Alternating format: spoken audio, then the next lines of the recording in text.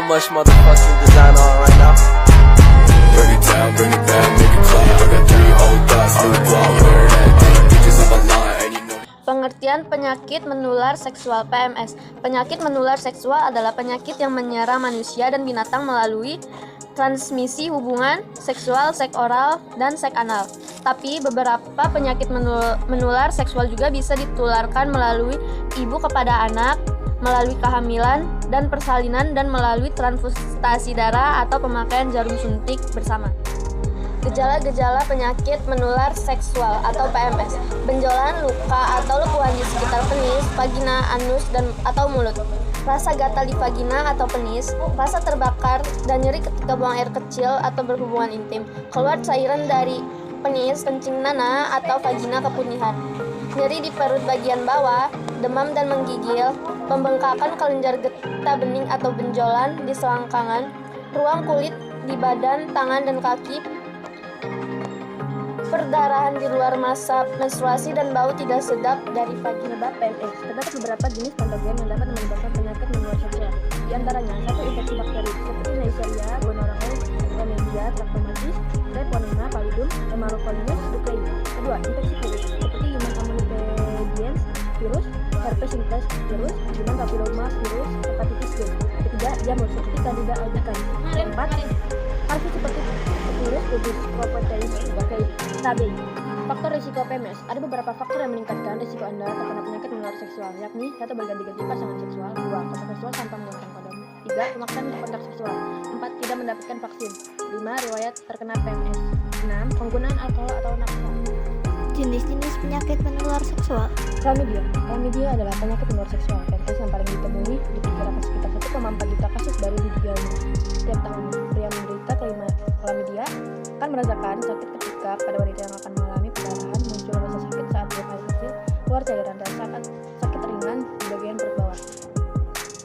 Dan di bagian pria, dia akan merasakan sakit ketika buang air kecil dan mengeluarkan cairan dari penisnya. Chlamydia dapat diobati dengan pemberian antibiotik. Jika tidak diobati, maka dapat menimbulkan kerusakan serius pada sistem reproduksi wanita dan menyebabkan kesulitan untuk hamil. Gonore atau gonorrhea. Gonore menimbulkan infeksi pada alat kelamin, rektum, dan tenggorokan. Gonore sering terjadi pada remaja hingga orang dewasa awal usia 15 hingga 24 tahun. Gonore terkadang tidak menampakkan gejala pada awal kemunculannya. Ciri gonore paling umum seperti keluarnya cairan dan timbul rasa nyeri pada alat kelamin. Gonore dapat menyebabkan kerusakan serius pada sistem reproduksi wanita yang membuat wanita sulit hamil. Pada pria, gonore yang tidak diobati dapat menyebabkan struktur uret. Sifilis. Sifilis merupakan suatu penyakit menular seksual atau PMS yang berpotensi mengancam jiwa penderita. Luka yang ditimbulkan adalah banyak ditemukan pada bagian penis, vagina, rektum, hingga bibir dan mulut. Gejala awalnya ditandai dengan luka terbuka tanpa rasa sakit di area alat kelamin, telapak tangan, dan juga telapak kaki. Selanjutnya akan muncul ruam-ruam seperti bintik-bintik kasar, merah atau coklat kemerahan. Sifilis dapat bertahan bertahun-tahun, dan pengobatan paling ampuh adalah dengan pemberian penisilin. Sifilis berkelanjutan akan menyebabkan kelumpuhan, gangguan jiwa, kerusakan organ, bahkan kematian. Herpes genital. 1 dari 6 orang dengan rentan usia 14 hingga 49 tahun menderita penyakit herpes genital. Infeksi penyakit herpes genital ini disebabkan oleh 2 jenis virus, yaitu herpes simplex virus tipe 1 dan herpes simplex virus tipe 2. Bagaimana cara mengetahui jika kita terjangkit penyakit menular seksual? Virus herpes ditandai dengan munculnya lepuhan yang dapat terbentuk, pecah, dan menimbulkan rasa sakit. Lepuhan membutuhkan waktu berminggu-minggu untuk sembuh, dan hingga saat ini hanya dapat diobati dengan obat antivirus. AIDS terjadi akibat adanya infeksi HIV. AIDS menyerang sistem kekebalan tubuh penderitanya, tidak dapat disembuhkan dan berpotensi mematikan. Beberapa penderita tidak memiliki tanda-tanda, tapi ada juga yang tanda-tanda umum yang muncul. Penderita akan menderita flu yang parah dalam waktu lama dan hanya dapat dideteksi jika melakukan tes. Obat antivirus dapat diberikan kepada penderita AIDS guna meningkatkan kelangsungan hidupnya. Kutil kelamin. Kutil kelamin adalah benjolan kecil yang tumbuh di area kelamin atau anus akibat infeksi virus HIV. Kutil kelamin berbeda dengan kutil yang tumbuh di bagian tubuh lainnya, karena kondisi ini merupakan salah satu jenis infeksi penularan seksual. Kutil kelamin atau kondiloma acuminata ditularkan melalui hubungan seksual dengan penderitanya, baik melalui vagina maupun mulut maupun dubur. Umumnya, kutil kelamin muncul beberapa bulan setelah berhubungan seksual dengan penderita infeksi HIV. Namun, kutil kelamin juga bisa muncul setelah bertahun-tahun atau bahkan tidak muncul sama sekali. Penyebab dan gejala kutil kelamin. Penyebab kutil kelamin adalah human papillomavirus HIV. Virus ini bisa menyebar melalui hubungan seksual, termasuk seks anal lewat anus atau oral lewat mulut. Seseorang lebih beresiko terkena kutil kelamin jika melakukan hubungan seks yang tidak aman, seperti berganti pasangan atau tidak menggunakan kondom. Pengobatan dan pencegahan kutil kelamin. Pengobatan kutil kelamin dilakukan dengan pemberian obat salep, krim seperti asam trikloasetat atau dengan prosedur operasi seperti krioterapi. Kedua metode pengobatan tersebut dilakukan untuk menghilangkan kutil kelamin atau meredakan gejala yang timbul. Trichomoniasis, jenis penyakit menular seksual akibat infeksi parasit, adalah trichomoniasis yang disebabkan oleh parasit Trichomonas vaginalis. Trichomoniasis merupakan penyakit kelamin yang disebabkan oleh protozoa yang bisa berpindah ke orang lain. Menurut penelitian, sepertiga penderitaan trichomoniasis tidak menunjukkan gejala apapun, namun bisa juga menyebabkan keluarnya cairan pada penis atau vagina. Muncul rasa gatal di sekitar alat kelamin. Jika tidak segera disembuhkan, penyakit ini bisa menyebabkan infeksi pada uretra, radang panggul, atau infertilitas. Hepatitis B. Hepatitis B merupakan infeksi hati yang disebabkan oleh virus dari hepatitis B. Hepatitis ini salah satu yang mudah menular. Penularannya melalui darah, air mani, hubungan intim tanpa pengaman dengan seseorang yang mengidap hepatitis B, jarum suntik, dan jarum tato yang tidak steril, hingga terjangkit melalui barang-barang yang terinfeksi oleh seseorang yang mengidapnya. Seseorang yang terbilang muda ketika pengidap hepatitis B, maka semakin tinggi resiko penyakit tersebut menjadi kronis. Gejala yang mungkin terjadi pada seseorang yang mengidap hepatitis B adalah nyeri perut, urin yang dihasilkan berwarna gelap, demam, nyeri sendi, dan mual muntah. Human immunodefisiency virus menjadi faktor risiko PMS HIV yang mana tersebar dari cairan tubuh, kemudian menyerang sistem kekebalan tubuh penderitanya. Pada awal penyebaran HIV ini sebenarnya tidak menunjukkan gejala sebab virus tidur, di mana virus ini menunggu sistem kekebalan tubuh lemah, kemudian berkembang menjadi AIDS yang mematikan. Diagnosis. Penentuan diagnosis dari penyakit menular seksual diawali dengan wawancara medis, pemeriksaan fisik, lalu pemeriksaan tambahan. Berikut penjelasan. 1. Melalui wawancara, dokter akan mencari berbagai gejala seperti adanya nyeri berkemih, demam, dan pembesaran kelenjar di daerah selangkangan. Yang kedua, pada pemeriksaan fisik, dokter akan mencari adanya bagian kelamin kemerahan dengan tanda radang yang jelas. Ketiga, seringkali diperlukan juga pemeriksaan tambahan laboratorium untuk menentukan adanya PMS, mengingat seringkali tidak ada gejala khas. Komplikasi. Penyakit menular seksual dapat menyebabkan beberapa komplikasi berikut. Yang pertama ada peradangan, yang kedua ada radang sendi, yang ketiga ada radang panggul, yang keempat ada nyeri panggul kronis, seterusnya ada kemandulan. Beberapa penyakit menular seksual seperti gonore, chlamydia, HIV, dan sifilis bisa menular dari ibu hamil ke janin selama kehamilan atau saat persalinan. Kondisi ini dapat memicu komplikasi seperti keguguran, kelahiran prematur, berat badan, lahir rendah, dan cacat lahir pada bayi.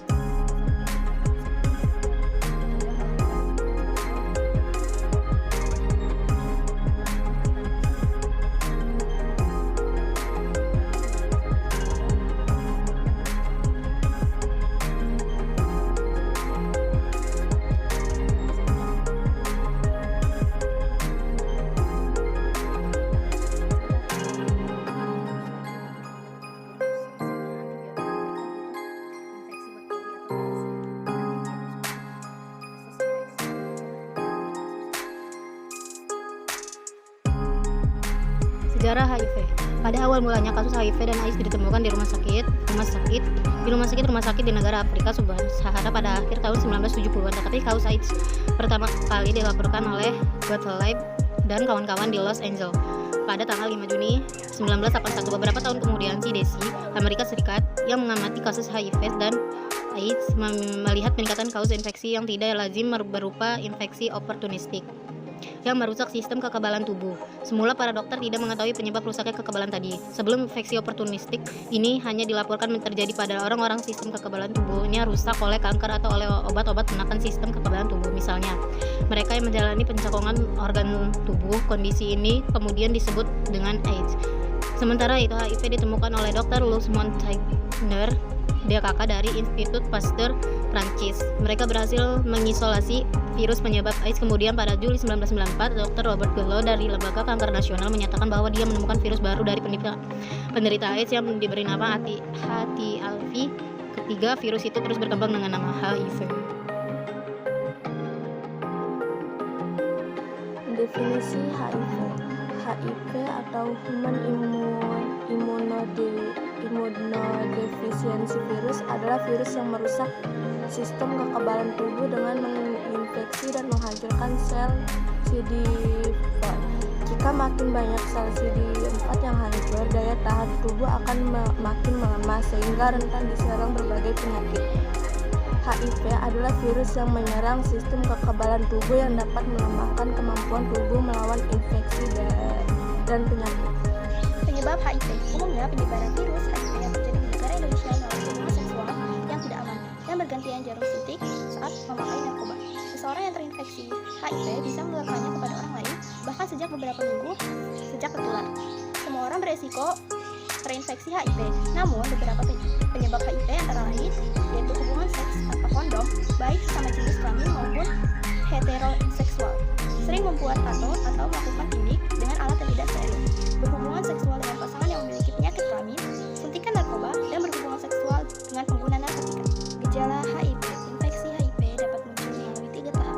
Tahap pertama yaitu tahap serokonversi, yakni di mana periode waktu tertentu yang dimana antibodi HIV sudah mulai berkembang untuk melawan virus. Tahap kedua adalah masa ketika tidak ada gejala HIV yang muncul.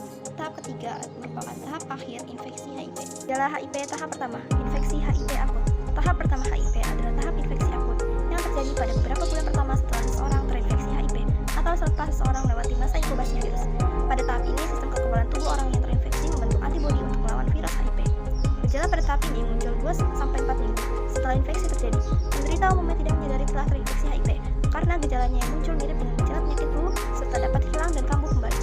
Pada tahap ini, jumlah virus di dalam aliran darah cukup tinggi sehingga penularan infeksi lebih mudah terjadi.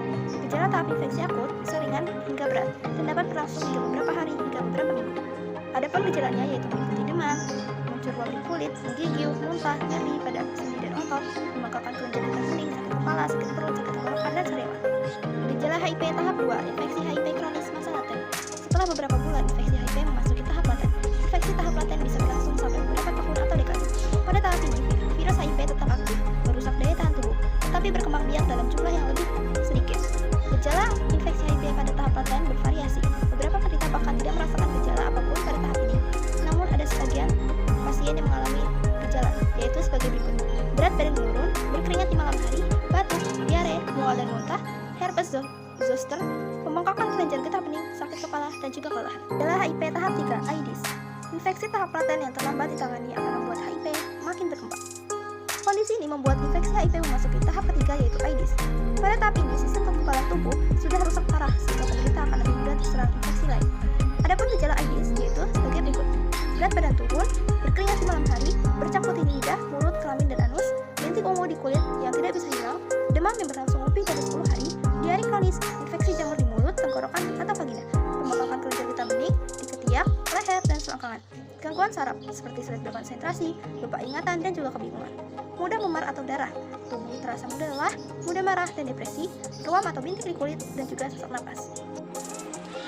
Fase HIV. 1. Periode masa jendela.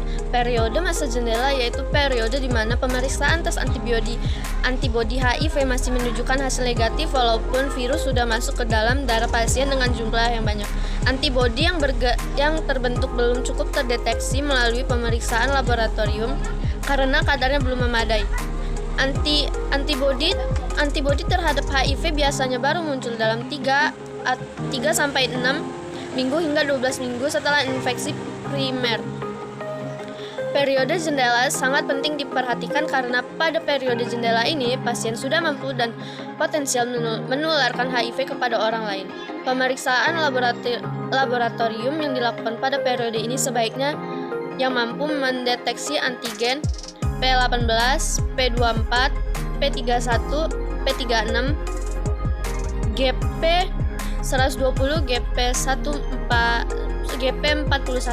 2. Fase infeksi akut. Setelah HIV menginfeksi sel target, terjadi proses replikasi yang menghasilkan virus-virus baru, virion, dengan jumlah hingga berjuta-juta virion. Viremia dari begitu banyak virion tersebut dapat memicu munculnya sindrom infeksi akut dengan gejala yang mirip penyakit flu atau infeksi monoklosa. Diperkirakan bahwa sekitar 50-70% orang yang terinfeksi HIV mengalami sindrom infeksi atau infeksi akut selama 3-6 minggu setelah terinfeksi virus dengan gejala umum, yakni demam, mialgia, letargia, malaisia, nyeri kepala, mual, muntah, diare, penurunan berat badan. HIV juga sering menimbulkan kelainan pada sistem saraf meski paparan HIV baru terjadi pada stadium infeksi yang masih awal.